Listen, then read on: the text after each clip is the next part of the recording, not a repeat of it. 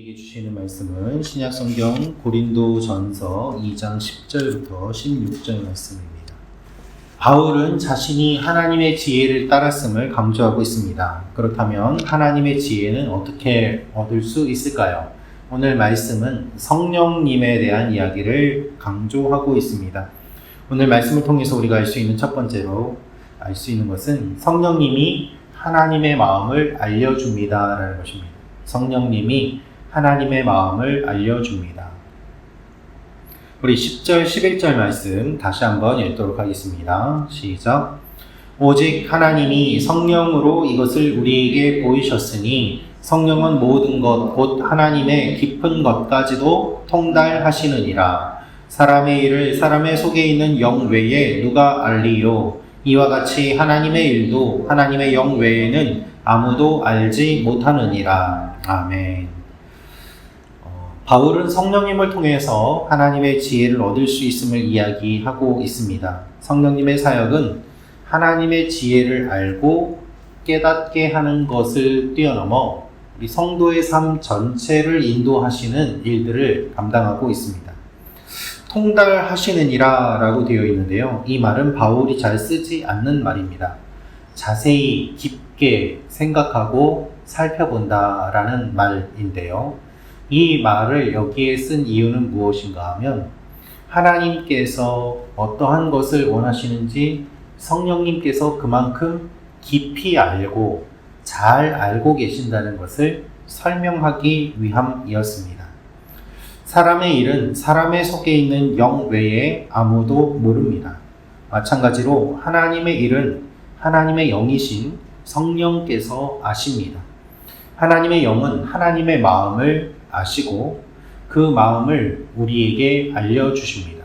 그래서 우리가 하나님과 깊이 교제할 수 있음을 바울이 알려주는 것입니다. 하나님은 하나님의 모든 것을 우리에게 알려주시는데 그 통로가 성령님입니다. 그래서 성령님을 통하여서 우리는 2000년 전의 사건이 지금 나에게 주신 사건이 되고 2000년 전에 돌아가신 주님이 나를 위해 돌아가신 사건으로 받아들여지는 이 놀라운 일들을 경험하게 됩니다. 우리가 성령님을 사모하고 성령 충만해야 하는 이유가 바로 이것입니다. 어떻게 보면 한국 교회의 슬픔 중에 하나는 영적인 일들에 대한 질문이 줄어들고 또한 영적인 일들에 대한 대답도 줄어든다는 것입니다. 우리가 영적인 일들에 대해서 경험하고 질문하고 관심을 가지고 그리고 그것에 대해서 바르게 분별하며 나아가는 일들이 점점 줄어들고 상식과 우리의 이성으로만 모든 것들을 해결하려고 하는 일들이 많이 일어남을 보게 됩니다. 그것이 잘못되었다는 것은 아니지만 반대로 성령의 역사가 무시됨으로 말미암아 상식적인 수준에서 우리가 신앙생활을 한다면 우리의 삶은 변화가 일어나지 않게 되는 것입니다. 이 아침에 하나님 앞에 기도할 때 성령님이 우리의 기도를 도우시고 하나님의 마음을 주실 것을 소망하며 나아가기를 원합니다. 두 번째로 알 수 있는 것은 영적인 일은 영적인 것으로 분별합니다 라는 것입니다. 영적인 일은 영적인 것으로 분별합니다. 우리 고린도전서 2장 13절 말씀 같이 읽겠습니다. 시작. 우리가 이것을 말하거니와 사람의 지혜가 가르친 말로 아니하고 오직 성령께서 가르치신 것으로 하니 영적인 일은 영적인 것으로 분별하느니라. 아멘. 사람의 지혜가 가르친 말로 아니하고 성령께서 가르친 것으로 하였다라고 되어 있습니다. 복음을 인간적인 가르침이 아니라 성령의 가르침에 따라서 전해야 함을 강조합니다. 세상에는 많은 영들이 있는데요. 이 거짓 영도 있고 우리를 미혹하는 영도 있고 사람을 살리는 영도 있고 죽이는 영도 있습니다. 이 세상은 영적인 일들이 많이 진행되고 있음을 우리가 기억해야 합니다. 오히려 세상이 상식을 이야기하고 이성을 이야기하는 것처럼 보이지만 실제로는 영적인 것들을 훨씬 더 많이 이야기하고 있습니다. 아무리 이성적인 것처럼 보인다고 할지라도 그 마음속에는 영적인 갈망이 있기 때문입니다. 일본을 다니면서도 보면은 수많은 신사가 있고 또한 영적인 것들 탐구하는 그러한 모습들을 보게 됩니다. 홍콩도 그렇지 않습니까? 여러분, 우리가 믿는 믿음은 이 세상의 교양이 아니라 영적인 일입니다.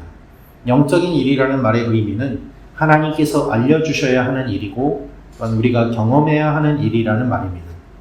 바울은 예수님을 믿는 사람들을 잡아 죽이는 일에 힘썼습니다. 바울은 자신이 영적으로 그때 무지하였음을 몰랐습니다. 나중에 알게 되었습니다. 예수님께서 돌아가신 이후에 바울이 그 돌아가신 주님을 다메섹으로 가는 길에서 만나고 그가 주님을 경험한 이후에야 자신이 알던 그 모든 지식이 깨달아지는 그와 같은 경험을 하게 되었습니다. 그 이후에 그는 이것이 진정한 의미는 이런 것이었구나 라고 말씀의 의미를 깨닫게 되고 예수님의 복음을 전하고 사도가 됩니다. 그래서 그는 영적인 일은 영적으로 분별한다는 말을 할 수 있습니다. 우리가 기도하며 영적인 일들에 더욱더 민감하게 반응하는 사람들이 되기를 원합니다. 말씀을 단지 그냥 읽는 것이 아니라 성령의 감동으로 된 말씀을 성령으로 읽는 귀한 일들이 일어나기를 원합니다.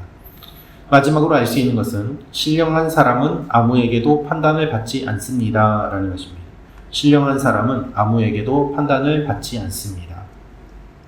우리 고린도전서 2장 15절 말씀 같이 읽겠습니다. 시작. 신령한 자는 모든 것을 판단하나 자기는 아무에게도 판단을 받지 아니하느니라. 아멘. 육적인 사람은 하나님의 영을 알 수 없습니다. 그런 사람들은 영의 일에 관심도 없습니다. 그저 무엇을 먹을까, 무엇을 마실까, 마치 동물적인 감각과 쾌락만 쫓아서 살아가는 그와 같은 모습들입니다. 그렇게 살아가는 사람들이 이 땅에 얼마나 많이 있습니까? 하지만 신령한 사람은 모든 것을 판단하지만 아무에게도 판단을 받지 않는다라고 되어 있습니다.